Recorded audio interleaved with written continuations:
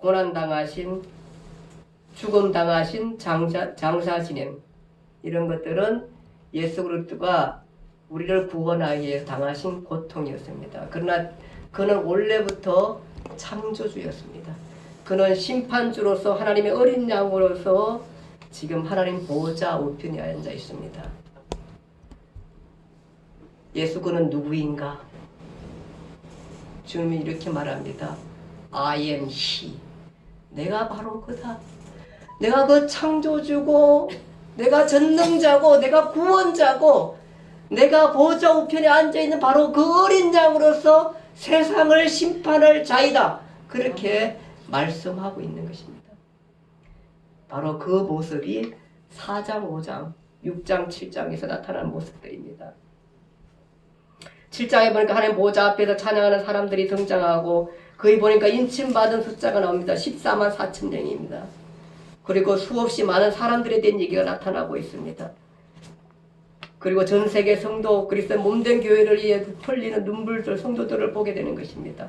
그것이 심판과 심판 사이에 드러나게 되는데 14만 4천 명에 대해서 하도 말이 많아가지고 이 14만 4천 명은 뭐 어떤 이단에서는 자기들이 14만 4천 명이다 막 이렇게 얘기하겠습니다. 그런데 이 14만 4천 명을 해석하는 굉장히 까다롭고 어렵습니다. 근데 많은 이제 그 신학자들 가운데 이런 사람들이 있다. 한편으로는 14만 4천 명은 그 심판 전에 구원받은 사람이고 그 위에 수많은 무리들은 심판 후에 심판을 거쳐서 구원받은 사람이다. 이렇게 표현한 사람들이 있는가 하면요. 또 핸드릭슨 같은 분들은 뭐냐 하면은 이 14만 4천은 그리스도인들을 상징하는 숫자다. 그것은 뭐냐 하면은 그 똑같이 그 12지파 12제자 그리고 또 거기에 안전수 1000을 더해가지고 14만 4천 명은 그 숫자다. 그렇게 얘기하고 있습니다. 그런데 이제 이 해석이 조금은 어려운 게 뭐냐면 여기 12지파가 나오는데 뭐 12,000명 어느 지파 유다 지파 12,000명 로벤 지파 12,000명 이렇게 쭉 나오는 거면 이거 구약에 구원받은 사람들이 아니냐 이렇게 얘기하게 되는데 그것도 좀 어려운 게 있는 게 뭐냐 하면은 여기 보니까 에브라임 지파와 단 지파 또 빠져 있습니다. 이런 것들을 보면서 핸드릭슨 주석은 나중에 또 이게 14장인가 그 계시록에 보면 다시 또 14만 4천이 나오는데 거기 보니까 거기에 14만 4천은 구원받은 숫자를 얘기하고 있는 모습을 볼 때에 많은 학자들이 핸드릭슨 주석의 얘기를 많이 듣습니다. 그래서 14만 4천은 뭐냐 하면은 구원받은 성도의 무리다. 이렇게 이해하는 것이 가장 좋다고 많은 사람들이 얘기하고 있습니다. 그것은 사실은 해석하기 나름이라서 좀 어렵습니다. 근데 성경을 많이 읽어보고 또 많이 얘기했던 또 연구했던 사람들의 얘기가 아마 이런 대체적으로 제가 말했던 요 정도 선에서 말씀하고 있는 것을 우리가 보고 있습니다. 근데 14만 4천이 중요한 게 아니라 우리가 그 안에 있다는 것이 중요한 것입니다. 사실은 우리가 그 구원받은 숫자 안에 있다는 것이 우리한테 너무나 소중한 것입니다. 아마 이것이 상징이든 그렇지 않든 이렇게 해석할 수 있습니다. 그것은 구약의 구원받은 즉 유대인 숫자 14만 4천은 유대인의 숫자를 상징하는 거다 이렇게 얘기할 수 있고 수많은 무리들은 신약의 그리스도 신약 그 이후에 신약의 그리스도의 구원받은 숫자다 이렇게 얘기할 수도 있을 것 같습니다. 어쨌든 어떤 형태를 취하든 간에 우리가 예수 그리스도를 통해서 구원받았고 그 안에 우리가 있다는 것이 너무너무 소중하다는 것입니다. 아멘. 마지막 심판 때에 내 이름이 거기에 불려져 있냐라는 것이 너무 소중한 것입니다. 내가 구원받은 숫자 안에 들어가 있느냐가 너무 소중한 것입니다. 근데 이것이 너무 묘한 게 우리가 창세기부터 쭉 성경을 읽어왔지만 도대체 이런 계시와 이런 책이 도대체 어디 있나 이런 생각들 안 들었습니까? 도대체 세상에 어디야 누가 구원을 얘기하고 누가 창조를 얘기하고 누가 우리의 그 삶의 목적을 얘기하고 누가 우리의 구원을 얘기할 수 있습니까? 누가 그 죄의 사람들이 갖고 있는 죄에 대해서 얘기한 적이 있습니까? 그런데 창세기로 쭉 나와서 결론적으로 끌고 오면서 얘기가 바로 그 죄 때문에 인류는 결국 망한다는 거예요. 그 죄의 탄생은 개인의 아집을 만들었고 개인의 고집을 만들어냈고 그 죄의 탄생은 바로 제국주의를 만들었고 제국주의 왕들이 인위로 강제로 강압하며 사람들 통치한 것들을 만들어냈고 그 죄가 살인을 만들어냈고 그 죄가 여러 가지 많은 죄악들을 만들어내왔다는 우리는 보게 되는 것입니다. 이것을 가르칠 때는 이 땅에 어떠한 책도 없고 어떠한 구원에 대한 얘기도 없습니다. 그런데 너무 적나라하면서도 너무 논리적이고 너무 끝까지 정말로 달라진 게 없이 내용들이 굉장히 끌고 오면서 마지막 요한계시록의 마지막 그 계시의 문을 닫으면서까지도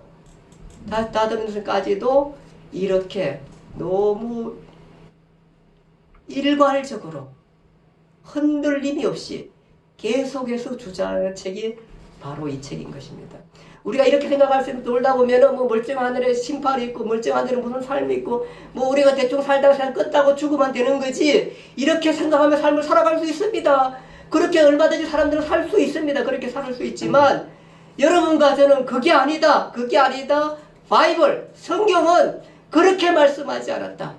성경은 반드시 우리의 죄값에 대한 심판이 있고 우리는 구원받은 성도 안에 숫자 안에 들어가야 된다 하는 것들이 명확히 얘기했고 그 심판주가 바로 누구냐면 예수 그리스도. 그는 충분히 심판할 자격이 있습니다.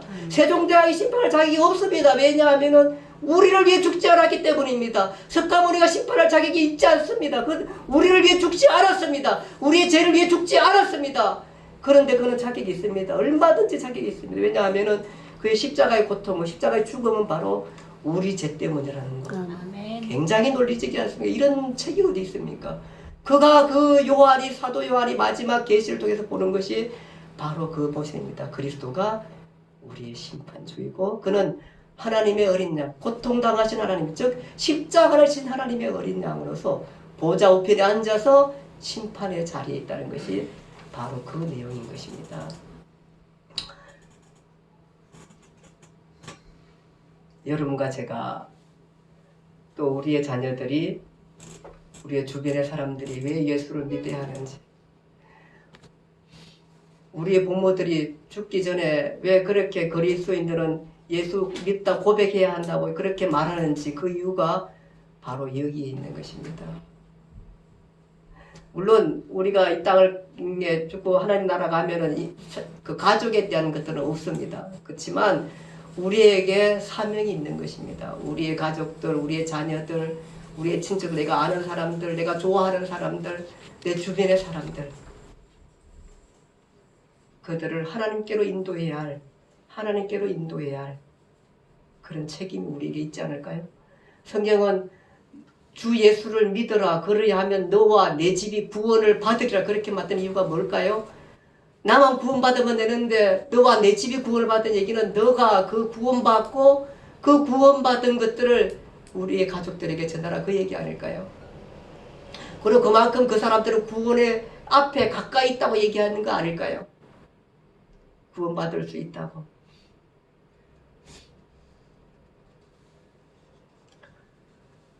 지금 하나님은 예수 그리스도는 하나님 보좌 우편에서 심판주로 이 땅을 심판하게 되고 그 14만 4천은 우리가 바로 그 하나님의 그 구원받은 성도의 수로서 하나님을 찬양하며 예배자로 여기서 우리가 예배하지만 하나님의 나라에서 하나님을 영원토록 예배하는 자리에 있게 될 것입니다. 그때에 하나님 보좌 우편에 둘러싸여 천사들과 하나님의 성령의 은혜와 천사들과 또 우리 구원받은 숫자가 늘 하나님을 예배하는 그 자리에서 하나님 주신 평안과 은혜 가운데 영생의 삶을 살게 될 것입니다. 이것은 우리가 이 땅의 삶에 사는 하나님을 섬기며 사는 이유인 것입니다. 오늘 여러분과 제가 그 안에서 이 계시록의 말씀을 보면서 심판주로 나타나는 예수 그리스도의 모습을 계속해서 보게 될 것입니다. 다음 시간에 계속하겠습니다. 기도하겠습니다.